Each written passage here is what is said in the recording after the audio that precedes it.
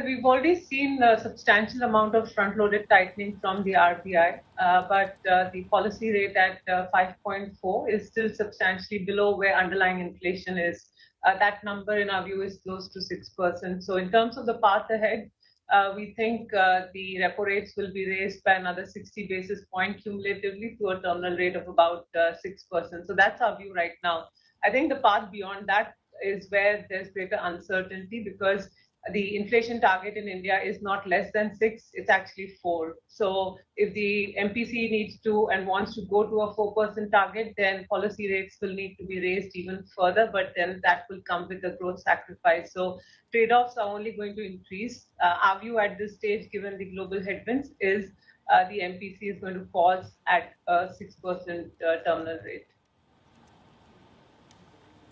You were just mentioning there some of the dynamics on the GDP front. Could you tell us as well what sort of expectations do you have for the outlook for the Indian economy?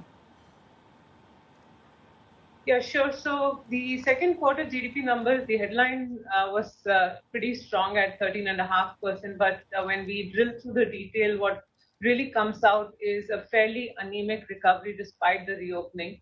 And some of the sectors that were hit massively by the pandemic and which are largely unorganized in nature, so parts of manufacturing, construction, trade, transport, hotel sectors, for instance, there the underlying momentum is still quite weak. And our broad takeaway, therefore, is there have been scarring effects because of the pandemic, and post-pandemic trend growth is weaker despite the reopening. Now, the forward-looking outlook, our view is the growth cycle is at a cyclical peak.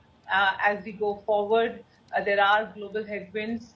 Domestic monetary policy is also moving from accommodative to neutral, potentially towards tighter territory. And the reopening boost is not going to last beyond another quarter or so. So for 2022, we are expecting GDP growth around 7.2%.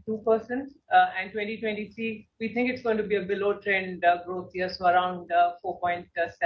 Hi, I'm Emily Tan, and thanks for watching CNBC. You can check out more of our videos by clicking on the boxes on the screen. And don't forget to subscribe to the channel for more. Thanks for watching.